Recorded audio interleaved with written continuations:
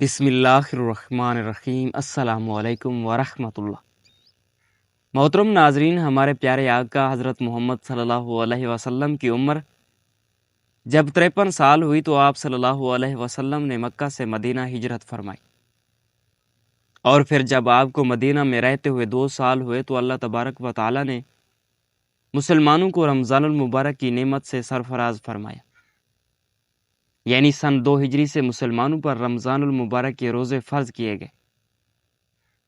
اللہ رب العزت قرآن پاک میں ارشاد فرماتا ہے کہ رمضان المبارک میں قرآن اتارا گیا، جبکہ ایک جگہ یوں ارشاد ہے کہ شب قدر میں قرآن پاک کو نازل کیا گیا ہے، اور تم کیا جانو کہ شب قدر کیا ہے؟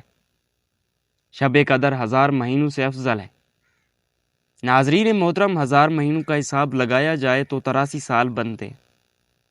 اللہ تعالیٰ کے فرمان اور نبی کریم صلی اللہ علیہ وسلم کے فرمودات سے معلوم ہوا کہ اگر کوئی مسلمان اپنی زندگی میں ایک مرتبہ شب قدر کو پا لے تو گویا اس ایک رات کی عبادت کسی بھی پکے سچے مسلمان کی 83 سال کی مقبول عبادات سے بہتر ہے۔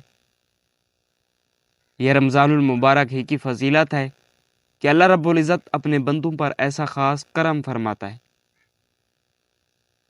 پھر نبی کریم صلی اللہ علیہ وسلم نے یہ بھی فرمایا کہ جو شخص رمضان کے روزے رکھتا ہے اور 5 وقت کی نماز پڑھتا ہے تو اللہ رب العزت اس کے زندگی بھر کے پچھلے تمام گناہوں کو معاف فرما دیتا ہے۔ ناظرین محترم، جیسا کہ پہلے بتایا گیا ہے کہ قرآن پاک شب قدر میں نازل ہوا، اور شب قدر رمضان المبارک کی ایک بابرکت رات ہے، جس رات ملائکہ زمین پر اترتے۔ تو نبی کریم صلی اللہ علیہ وسلم نے ارشاد فرمایا کہ تمام آسمانی کتابیں رمضان المبارک کے مہینے میں ہی نبیوں پر اتاری گئی ہیں، اور رمضان کا مہینہ ایسا بابرکت مہینہ ہے کہ جس میں اللہ تعالیٰ کی خاص رحمتیں دنیا میں رہنے والے انسانوں پر اتاری جاتی ہیں۔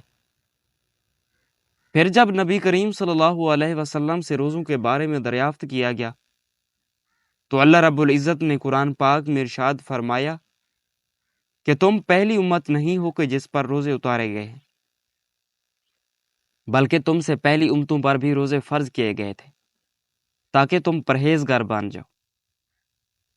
ناظرین محترم، نبی کریم صلی اللہ علیہ وسلم نے فرمایا کہ عام ایام میں جب کوئی شخص قرآن کا ایک حرف پڑھتا ہے تو اسے 10 نیکیاں دی جاتی ہیں، جیسا کہ اگر کسی نے کہا الف لام میم تو گویا اس نے 3 حرف پڑھے اور اسے 30 نیکیاں حاصل ہوئی۔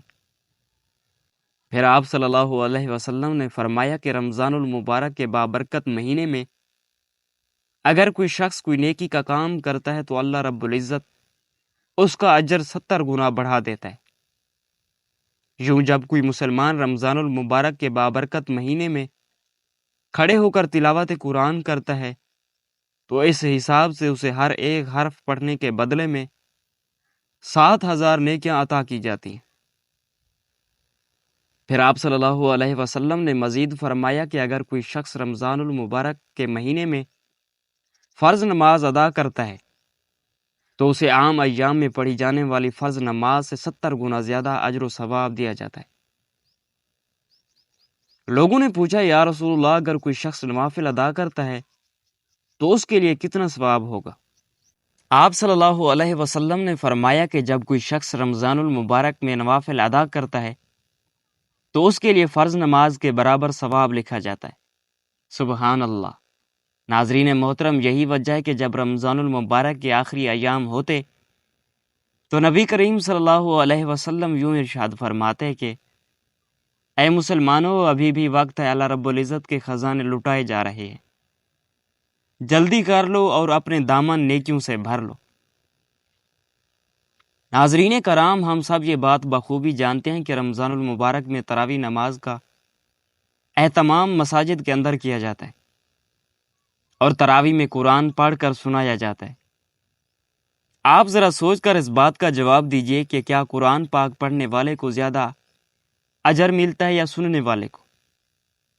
یقیناً آپ کا جواب ہوگا کہ پڑھنے والے کو زیادہ اجر ملتا ہے، لیکن علماء کرام فرماتے ہیں کہ تراویح کی نماز میں پڑھنے والے کی نسبت سننے والوں کو زیادہ ثواب ملتا ہے۔ اور وہ اس لیے کہ پڑھنے والا تو سنت پر عمل کر رہا ہے اور قرآن پڑھ کر سنا رہا ہے، جبکہ سننے والا فرض ادا کر رہا ہے۔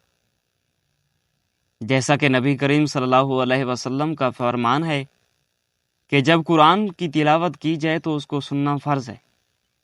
لہٰذا علماء کرام کے نزدیک تراویح کی نماز میں قرآن پاک سننے والوں کو اس لیے زیادہ ثواب عطا کیا جاتا ہے کیونکہ وہ فرض کی ادائیگی کر رہے ہیں، اور فرض کی ادائیگی کا ثواب نفل سے کئی گنا زیادہ ہے۔ ناظرین کرام، اب دوبارہ سے اس بات کا اندازہ لگاتے ہیں کہ جب قاری صاحب تراویح میں باوضو کھڑے ہو کر نماز کی حالت میں قرآن پاک کی تلاوت کرتے ہیں تو نبی کریم صلی اللہ علیہ وسلم کے فرمان کے مطابق رمضان المبارک میں انہیں ہر ایک حرف کی تلاوت کے بدلے 7,000 نیکیاں عطا کی جاتی ہیں۔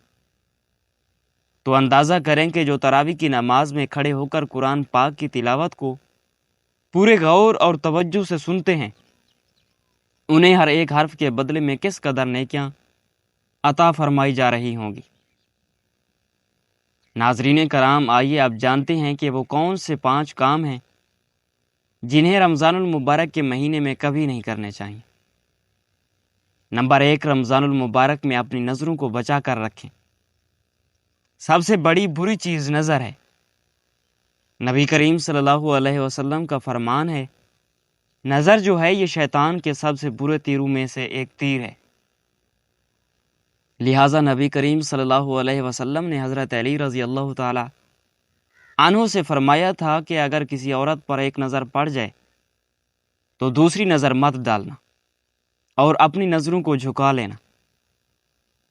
لہٰذا اگر روزہ رکھا ہے اور نظروں کی بدکاری سے خود کو محفوظ نہیں رکھا تو پھر روزہ رکھنے کا کوئی فائدہ نہیں ہوگا۔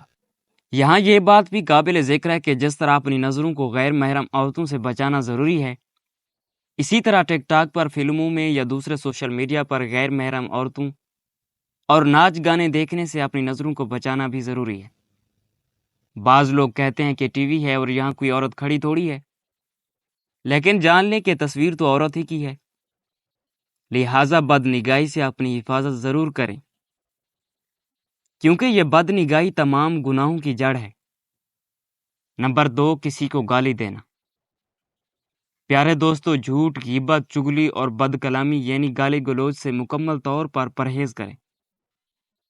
جس طرح نیکیوں کا اجر 70 گنا بڑھا دیا جاتا ہے، اسی طرح برائیوں کا عذاب بھی کئی گنا بڑھ جاتا ہے۔ اور روزے تو ہیں ہی اس لیے تاکہ روزے دار متقی اور پرہیزگار بن سکیں۔ پیارے دوستو، رمضان المبارک میں ہمیں جو کام سب سے زیادہ کرنا ہے وہ تلاوت قرآن ہے۔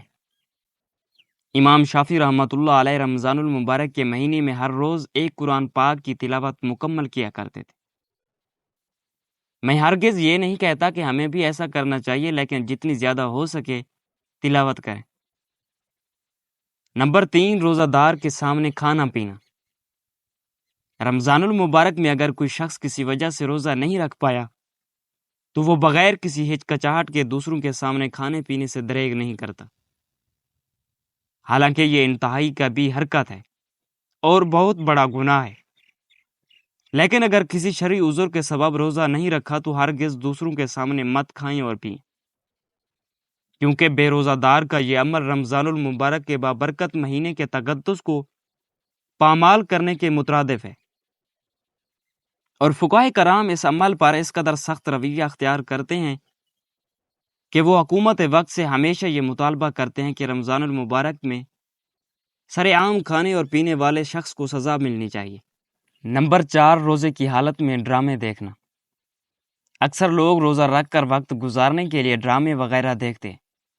ایسا کرنا بالکل بھی نامناسب ہے، بلکہ جتنا زیادہ ہو سکے آپ قرآن پاک کی تلاوت کریں۔